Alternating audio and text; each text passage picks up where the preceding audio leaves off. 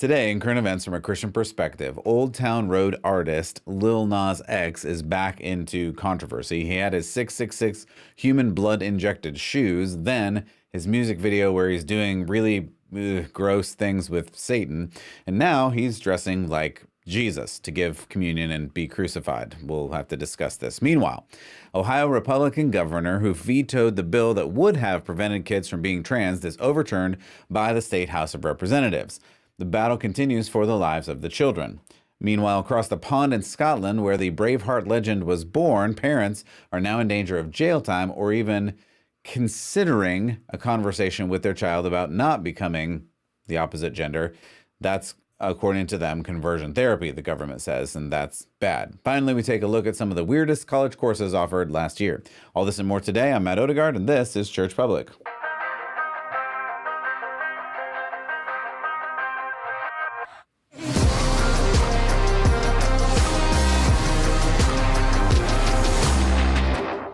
Welcome back to Church Public. I'm your host, Matt Odegaard, as always, and I really appreciate you stopping by today. If you haven't already, hit the like and subscribe and all those other buttons. If you want to see the video of this and you're just listening to the audio, you can go to churchpublic.com or probably YouTube. They got angry with an episode or two ago, but hey, you know, who knows what YouTube's going to do today? We'll put it up there and see what happens. At any rate, if you want to hit a review at the end, if you want to share this with a friend, if you want to support, go to churchpublic.com/support. We bring you current events from a Christian perspective so that you can live out your faith in every aspect that you have. All right, let's get to some news. We're starting with Lil Nas X. If you don't recall the Old Town Road song, it was very popular a little bit ago, and this particular artist then made some weird news, and now apparently he's turning to Jesus. I mean, yeah, probably not. He's probably not. But that Old Town Road guy, and he had the shoes. He had 666 pairs of shoes in a satanic expression, and then did a video of himself and the devil doing gross things together. Now he's talking about, or perhaps pretending to be, Jesus or something. So you can see this photo here. This is a photo of his new single where he is on the cross, mostly naked, being lifted up. Then I think here's another of his posts and he's being crucified, but the cross is kind of like a transformer looking thing. I don't know. There's a lot happening. And then let's see, I got one more picture here. Here he is making communion, giving communion. I don't even really know, but this is where he is going. So he's pretending to be Jesus or be Christian. His post said, quote, "My new single is dedicated to the man who had the greatest comeback of all time, J. Christ." Yeah. This tweet had a video of his cross resembling the armored suit from the Transformers, apparently. And as I mentioned, here is him taking communion or being Jesus, giving communion or something heretical like that. Listen, I'm not paying that much mind to him because Satanists are just going to Satan. This has been bouncing around the interwebs and the social medias because some Christians are super duper mad at it. Of course, I'm mad at it. It's ridiculous. But at the same time, like, this is what this guy has been doing for years at this point. So I'm not surprised at all. But it does stand to point out that this culture is becoming more and more pagan. I think that's actually something that we have to pay attention to. It's that people are replacing the religion of Christianity, the religion of the Bible, with really the exact opposite of Christianity. Even quoting verses, including verses and depictions of Jesus. He had a verse on his 666 shoe in the satanic way with human blood and all that kind of thing. And he's quoting verses and showing Jesus on the cross. And this is just pagan reality that's bursting forth because as Chesterton said, you can't get rid of religion. When you try to get rid of religion, you just end up believing in anything. So, again, to quote him directly, you don't believe in nothing, you believe in anything. And that's what we're seeing more and more of now. And after all, don't forget, Satan quoted scripture too. So I thought it was worth bringing forward to take a look at because This is just the way culture is going. It's becoming more and more pagan, but we'll move past it fairly quickly. Let's go to Ohio. We talked about this story a little bit ago, where the governor vetoed a bill that would have stopped sex change surgeries and procedures, but he vetoed it and said, no, we can't do that. We can't stop it. I played you this video the other day. I'm not going to play the audio and the video again, but he goes on to say, listen, I can't in good conscience, allow this bill to go through because it takes away the power of the parents. And we talked about that. So we talked about this previous episode where the governor vetoed a bill that would have protected children from unnecessary surgeries and medical procedures to attempt to change their sex or gender. In late December, he vetoed HB 68, claiming the proposed legislation would prevent parents from making medical decisions for their trans-identified children. He said, quote, many parents have told me that their child would be dead if they had not received the treatment they received from an Ohio children's hospital. Were I to sign the bill, Ohio would be saying that the state, not the government, knows what's best medically for a child. Listen, excuse me. At the time, and still, I say, yes, the parents should have authority over their children. Of course, that's absolutely true. However, if the parents want to mutilate their own children in the pursuit of impossible goals like turning a boy into a girl, of course, the government should step in and to stop that. Someone needs to step in to stop that. So the Ohio House of Representatives has voted to override Republican Governor Mike DeWine's veto of the bill. I know this is getting complicated and going back and forth, but the House of Representatives has now said, no, we are going to push this bill through because it's important to stop these medical and surgical procedures for minors. Now, the Senate still has to vote for this. We're going to have to see what happens, but the Republican-controlled lower house voted on Wednesday to override his veto of this bill, Bill 68, which included the Save Women's Sports Act and the Save Adolescents from Experimentation Act. In addition to banning cosmetic sex change surgeries for minors and the prescription of puberty blockers, it would prohibit males who identify as female from competing in women's athletics.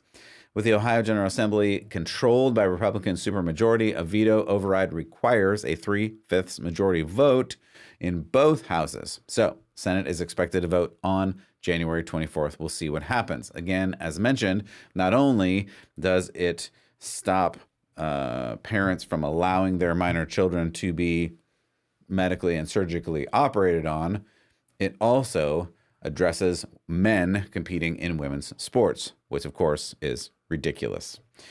All right, let's move across the pond to Scotland.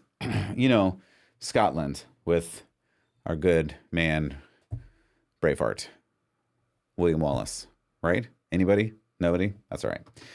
So Scottish parents, unfortunately, not as cool as Braveheart. Now they can face years, up to 7 years in jail for preventing kids from, quote unquote, dressing in a way that reflects their sexual orientation or gender identity.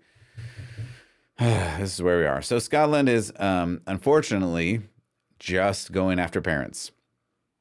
The government is saying you have to be able to let your kid dress as the opposite gender or sex or whatever it is now, or you may, in fact, go to jail.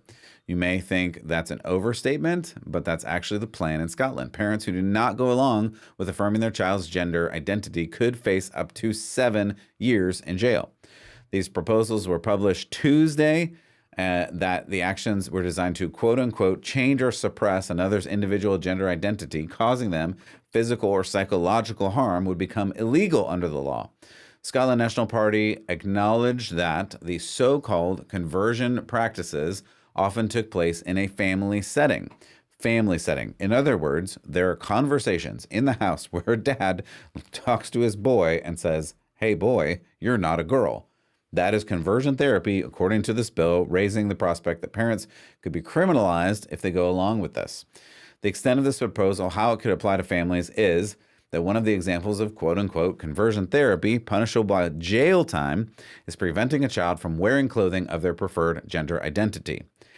Even before you do anything, they can actually take action against you based on your pronounced beliefs. If you, for instance, said, "Hey, I like reading the Bible and doing what it says, and I like, agreeing with what the Bible says, that a man is a man and a woman is a woman, they could preemptively come to your house and take you away, presumably, according to this law. Quote, a consultation states that alongside new criminal sanctions, preemptive civil orders could be obtained against parents or religious leaders, even where conversion practices had not yet taken place, end quote.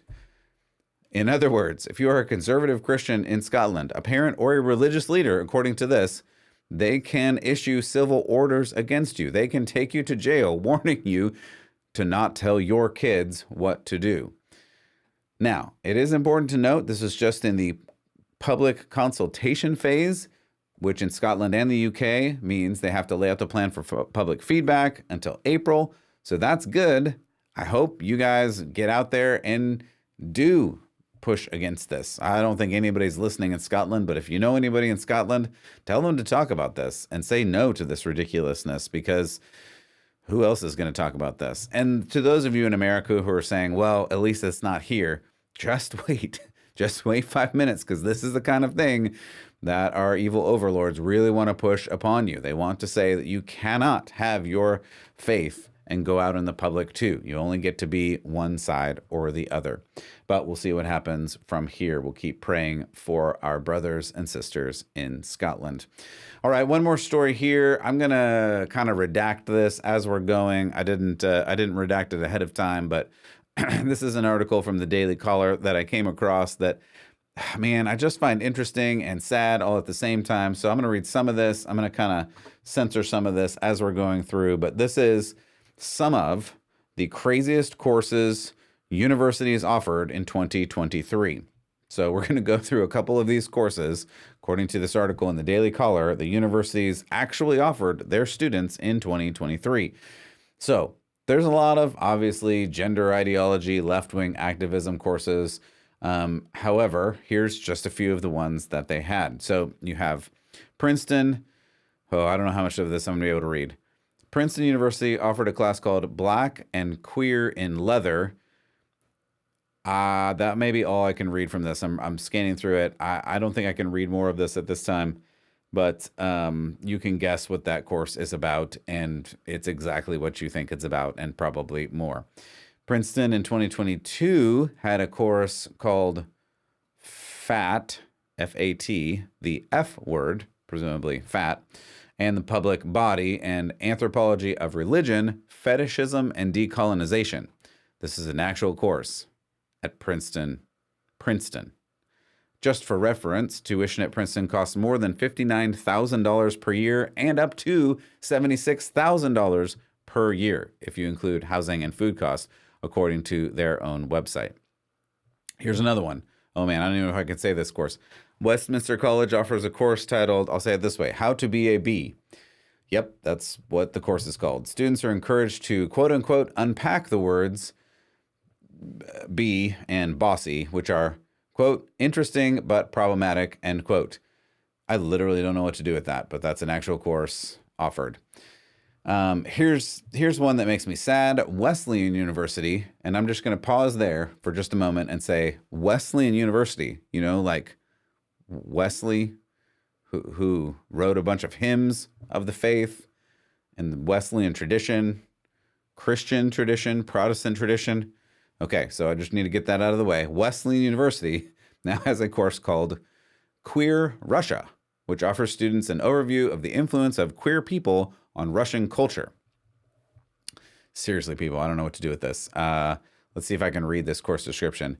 It focuses on gender and sexuality and exploring an alternative cultural history of Russia, which highlights its queer legacy from the 19th century to the present. Oh, that sounds like garbage. Okay, I'll keep going on this as much as I can. Wesleyan announced it would cover abortion-related costs and emergency contraception for students in the fall of 2023. The university charges more than $66,000 for tuition and $20,000 for housing, according to their website. And once again, I want to add in, it's Wesleyan University. Yeah. Let's see. Occidental College in California offers a course called Black Queer Thought. The course critiques the demands of heteronormativity, white supremacy, patriarchy, and capitalism. Sounds like a ball of fun there.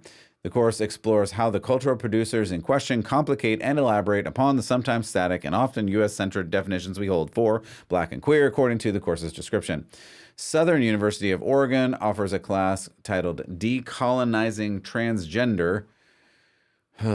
Okay. I'm just going to skip most of this course description. You can figure out what that means. It is part of the university's certificate in transgender studies, which apparently they have. Let's move on to the University of Chicago offers a course in Queering God. Oh, Lord. That questions if God is queer and what queerness has to do with the concept of God. Quote, what does queerness have to do with Judaism, Christianity, or Islam? End quote. The course description reads. Hey, listen, I can save you a ton of money and answer that question right now. Nothing. I just saved you tens of thousands of dollars and 6 to 9 months. So I would like a thank you and maybe a check. I don't know. Let's keep going. The university made headlines for its Queering God class in July. The school offered a class titled The Problem of Whiteness in December 22, but it moved the course to spring 2023 after backlash. Who knows why? Northwestern had Unsettling Whiteness, Historical, Political, and Cultural Formation of Whiteness in Western Modernity Visible. Students at Northwestern hosted a speaker. I'm going to skip some of this. Davidson College. This just keeps going. You get it. But some of these, there's a couple at the end we'll get to. Davidson College. Nope, I can't even read that course or the course description. We're going to keep going through this. Oh, my Lord. These are real college courses, people. That's what I want you to take away from this. These are real colleges. Some of these prestigious colleges like Princeton, where you can do this. I'm gonna end it there and say, wow. I'll give you a bottom line here and say, hey, maybe just don't send your kids to college. But listen, if you have to, please really, really, really check to see if the college is actually teaching anything of value, because at this point, I'm not sure they do. This will be a shorter episode. That'll do it for me for today. I hope that this is helpful to you, just looking at a couple current events from a Christian perspective. I hope that you just keep pursuing Jesus with all that you have, because really that's the only thing we're going to do in this weird and wacky and crazy world that we have going on. I was asked this question the other day. What do we do? What do we do with all this? How do we actually make any headway? And the simple answer that is not very satisfying, but is 100% true is, you need to pursue God with your heart and soul and mind and strength. Work on your virtue, your holiness. And as you do that, and as you lean into your family structure and grow through your family and your friends and your church, you will actually begin to change the community and the culture around you, because the power of Christ in you is greater than anything in the world. Let's go ahead and leave it there for the day. I'm Matt Odegaard for Church Public. I hope that you will keep the faith.